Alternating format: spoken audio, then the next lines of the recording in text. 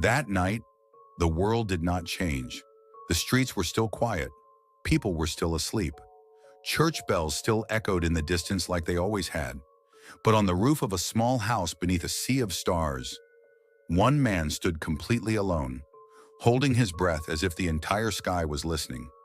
It was the year 1609. In an Italy ruled by tradition and fear, Galileo Galilei stood under the night sky with something in his hands that looked almost harmless. A simple tube, not a sword, not a gun, not an army. And yet, in time, it would become one of the most powerful weapons in human history.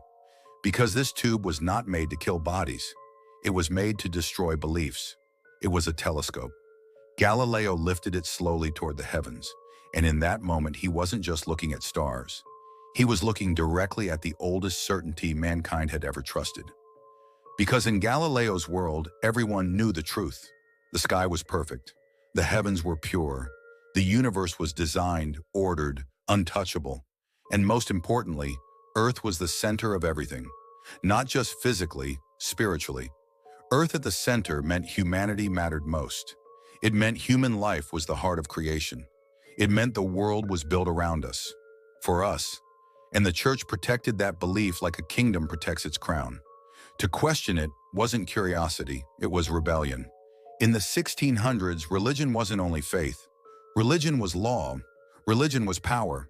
Religion was fear. It decided what could be said, what could be written, what could be believed. And it punished those who dared to see beyond the official truth. Galileo knew this. He had seen what happened to men who asked the wrong questions. He had heard stories of trials, forced confessions, ruined lives. So when he brought the telescope to his eye, he understood something terrifying. If the sky revealed a different reality, then the church's reality might collapse. And if the church collapsed, so would he. Galileo held the telescope tighter. His breath became quiet. And then he looked. At first it was just light, tiny cold points scattered in endless darkness. But the more he focused, the more the night sky stopped being mysterious and started becoming physical, real, as if the heavens weren't a sacred painting, but a place with texture, depth, distance. And in that moment, Galileo felt something rare. Not wonder, not joy, but danger, because the telescope wasn't showing him poetry. It was showing him evidence. And evidence has a power that stories do not. Evidence can ruin empires. Galileo lowered the telescope slowly. Silence. He looked around as if someone might be watching. Then he raised it again. He looked again, because he didn't want to believe it. Because if what he was seeing was true, then history would have to be rewritten. And rewriting history in Galileo's Italy didn't make you famous. It made you a target. He stared deeper into the sky, and a thought struck him like lightning. What if we have been wrong the entire time? What if Earth is not the throne of creation? What if humans are not the center? What if the universe doesn't revolve around us at all? That idea, today, sounds simple, but in Galileo's time, it was explosive. Because it didn't only challenge astronomy, it challenged authority. It challenged the structure of society itself. If the church's universe was wrong, then what else was wrong? Galileo lowered the telescope again. His hands trembled slightly, not from cold, but from the weight of what he had just seen. He knew the truth is never free. Truth has a price, and Galileo was about to pay it, because that night was not just the beginning of a discovery, it was the beginning of a war between what people wanted to believe and what the universe was finally revealing. And Galileo, with nothing but a telescope and courage, had just fired the first shot. He wrote a single line that night, short, quiet, but deadly. What I have seen will change the world. And he was right, because that night, the sky didn't literally burn, but the old world inside human minds caught fire. And by the end of this video, you will understand something chilling. Galileo didn't just change science. He removed humanity from the center of creation. And the punishment for that truth was ruthless. Before Galileo became a name feared by powerful men, before he became the symbol of science versus the church, He was simply a boy born into a world that did not want questions. His full name was Galileo Galilei, born in 1564 in the city of Pisa, Italy. And from the very beginning, his life was shaped by two forces: discipline and rebellion. His father, Vincenzo Galilei, was not a nobleman. He wasn't a priest. He wasn't a politician. He was a musician and an intellectual. But what made Vincenzo dangerous in his own way was that he didn't trust tradition blindly. He believed truth should be tested, not inherited. And that idea, passed down to his son, would become Galileo's destiny. As a young man, Galileo was expected to follow a safe path, a respectable path. So he was sent to study medicine at the University of Pisa. But medicine did not capture his soul. Numbers did. Movement did. The hidden rules behind nature did. And Galileo soon made a choice that would anger his family. He abandoned medicine and turned to mathematics and physics. To him, the universe was not a mystery to worship. It was a machine to understand.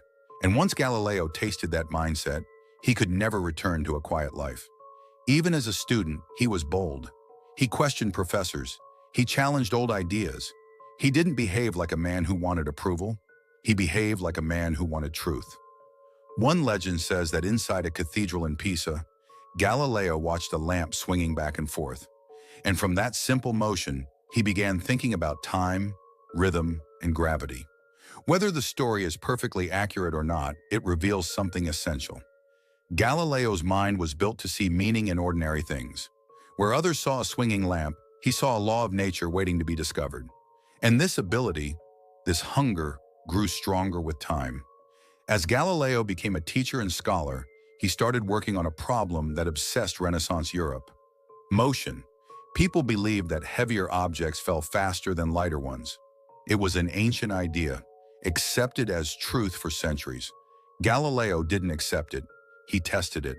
And that was revolutionary, because Galileo's greatest weapon was not the telescope. It was something deeper: experiments. He believed nature didn't care about authority. Nature didn't obey famous names. Nature only obeyed laws. So he dropped objects. He measured time. He observed patterns. He calculated. And slowly he built a new way of thinking, a world where truth is proven, not declared. But here's where his story becomes dangerous. Galileo didn't live in a time that welcomed new thinking. Italy was filled with political tension, religious control, and intellectual fear. The church stood as the highest authority. And in many places, what the church approved was what you were allowed to believe. So Galileo's personality alone was risky, because he wasn't quiet. He wasn't careful. He wasn't humble in the way power demanded. He had something that made him both brilliant and doomed: confidence. He mocked his rivals. He wrote with sharp words. He embarrassed other scholars publicly. He didn't just disagree, he humiliated. And in a world of pride, enemies multiply quickly. But Galileo didn't care, because he believed he had something stronger than enemies. He had reality. And then came the telescope. When Galileo heard of a new invention in Europe, a lens device that could magnify objects, he understood its power instantly. He improved it. He refined it. And he pointed it at the one place no one dared to challenge: the heavens, the sky, the sacred realm. This was the moment Galileo stopped being merely a scientist and became a threat. Because once he began observing the moon, Jupiter, and Venus, the universe began to reveal truths that shattered ancient beliefs. And Galileo was the kind of man who could not stay silent. He published. He spoke. He argued. He pushed the truth into the world like a blade. To Galileo, silence would have been betrayal. But to the church, his truth was chaos. So who was Galileo? He was not just a scientist. He was a man who turned curiosity into rebellion. A man who believed evidence mattered more than tradition. A man who forced the universe to speak and refused to look away. Galileo's tragedy is that he didn't simply discover new facts. He discovered a new kind of power, the power of truth, even when truth is forbidden. And once you awaken that power in the world, you can never put it back to sleep. They didn't fear Galileo because he was intelligent. They feared him because he held something no one could argue with: a weapon that didn't need soldiers, a weapon that didn't spill blood, a weapon made of glass, the telescope. In the early 1600s, the telescope was not yet a symbol of science. It was an object of curiosity, an invention whispered about in markets and royal courts. At first, people used it for the simplest reason: to see farther. Merchants used it to spot ships before they arrived. Military officers used it to watch enemies from a distance. Nobles treated it like a toy, something impressive to show guests. But Galileo saw something different. When he first heard that Dutch lens makers had built a tube that could magnify distant objects, his mind caught fire, because he understood instantly: if this tool could pull ships closer, then it could pull the sky closer too. And if the sky came closer, the truth could no longer hide. So Galileo built his own telescope. He didn't copy it once. He improved it again and again, grinding lenses by hand, measuring angles, adjusting distances, until his telescope was far more powerful than anything Europe had seen. And then he did the one thing no one expected. He aimed it upward, at the heavens. This was not just science. This was an act of defiance. Because in Galileo's world, the sky was not a place to investigate. The sky was sacred. For centuries, the church and the scholars it supported taught that the heavens were perfect, pure, and unchanging. Earth was the world of dirt, decay, sin. But the heavens were divine architecture, smooth, flawless, eternal. To claim the sky was imperfect was to claim that God's design was imperfect. And that was dangerous. So the telescope became forbidden, not because it was illegal, but because of what it threatened to reveal. The telescope was a mirror, and the people in power were afraid of their reflection. The first thing Galileo studied was the moon, and what he saw shocked him. The moon was not smooth. It was not a glowing perfect sphere like polished marble. It had shadows. It had rough edges. It had mountains and craters. In other words, the moon was a world, a real place, scarred, uneven, imperfect. This single observation was a crack in the wall of belief. Because if the moon was imperfect, then the heavens were not perfect. And if the heavens were not perfect, then the old system was already dying. But Galileo didn't stop. He moved his telescope to Jupiter, and there he saw 4 tiny lights dancing around the planet. At first he thought they were stars, but night after night they moved, always beside Jupiter, always returning. Galileo realized what he was seeing: moons, worlds orbiting Jupiter, not Earth. This was not a small discovery. This was an earthquake, because it proved that not everything revolves around Earth. It proved that Earth is not the only center.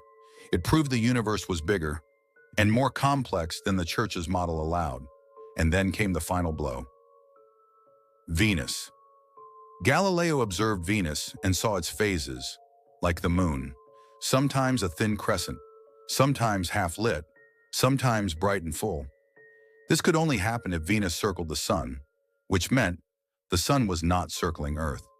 The old universe collapsed in silence, because with each observation, the telescope was doing something terrifying. It was replacing belief with evidence, and evidence is unstoppable. You can burn books, you can imprison men, you can silence voices, but you cannot silence the sky itself. And that is why the telescope became forbidden.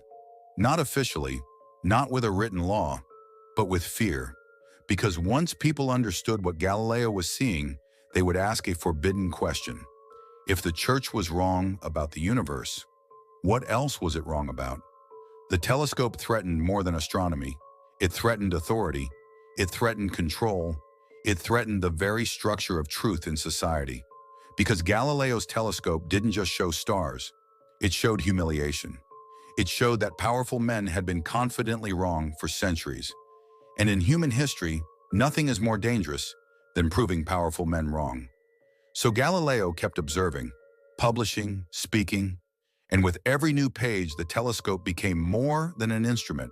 It became a rebellion made of glass, and the world could feel it. That something sacred was being touched, that something untouchable was being challenged, that the heavens were no longer a temple, they were evidence. And the man holding the telescope was about to become the most hunted thinker in Europe. For centuries, the sky was treated like a perfect kingdom, untouchable, unquestionable, unchanging. The earth was the world of chaos and imperfection. But the heavens? The heavens were supposed to be flawless. And most importantly, everyone believed one sacred truth. Everything revolved around Earth. Not just the sun, not just the planets, everything. This wasn't simply a scientific model. It was a worldview, a spiritual hierarchy. Earth at the center meant humanity mattered most. It meant we were the heart of creation. But Galileo, with a telescope in his hands, was about to destroy that certainty. And the weapon was not fire, not violence. It was observation. It happened when he turned his telescope toward a bright, powerful point in the sky, Jupiter. On the first night, Jupiter looked magnificent, a glowing giant, calm and distant. But then Galileo saw something strange. Near Jupiter were three tiny lights, small, faint, almost invisible. At first, Galileo assumed they were stars, just background stars, coincidentally near Jupiter. But he did something no one before him had done with such focus. He watched, not for minutes, for nights. The next night, those tiny lights were still there, but now they had shifted position. They weren't fixed like stars. They were moving, and Galileo felt something cold run through him. Because stars don't move like that, night after night, in patterns. The third night, the lights moved again. One appeared on the other side, another disappeared, then returned. Galileo began to draw what he saw. Lines, dots, positions. Night after night, he recorded their dance. And slowly, the terrifying truth revealed itself. These lights were not stars. They were moons. Moons orbiting Jupiter, not Earth. This was an earthquake. Because with one discovery, Galileo proved something that could not be ignored. Earth is not the only center. Something was orbiting another planet. This shattered the old universe. If Jupiter had moons circling it, then the claim that everything must orbit Earth was false. And suddenly the heavens were no longer a perfect, silent system designed around humanity. They were complex, they were alive, they moved, they changed. Galileo named them the Medicean stars, hoping to win support from powerful patrons. But their name didn't matter. Their existence mattered, because it gave humanity something it never had before, a visible example of a non-Earth-centered system, and this mattered more than poetry, more than philosophy, more than belief, because it was proof, and proof is a weapon against authority. Think about what this meant in Galileo's world. A priest could say, Earth is the center because the church says so. A scholar could say, Earth is the center because Aristotle said so. But Galileo could say, look through the telescope. Jupiter has moons. They orbit Jupiter, not Earth. How do you argue with that? You can argue with words. You can argue with books. But you cannot argue with the sky. That's why this discovery was dangerous. Because once people accepted Jupiter's moons, the next thought became unavoidable. If Jupiter can be a center, then why not the sun? And if the sun is the center, then Earth is not special. Earth becomes just another world, a planet among planets. And that idea didn't just weaken old astronomy, it weakened old power. Because the Earth-centered universe supported a larger belief system, that humanity was at the center of God's attention, that human rulers and religious authorities held a special cosmic place. But Galileo's moons whispered a different truth. The universe does not revolve around human pride, and this discovery didn't happen in a battlefield. No swords, no blood, just a man on a roof, staring into darkness, watching four tiny lights move around Jupiter like silent messengers of a new reality. This is why Jupiter's moons are one of the most important discoveries in human history. Not because they were beautiful, but because they proved something terrifying. The heavens were not fixed. The heavens were not perfect. The heavens could change. And if the heavens could change, then everything humans believed could change too. So when Galileo saw Jupiter's moons, he understood immediately. The telescope was no longer an instrument. It was a revolution. And the moment he published what he saw, he didn't just challenge astronomy, he challenged the entire structure of truth. And once the world learned that Jupiter had moons, the universe could never go back to being small again.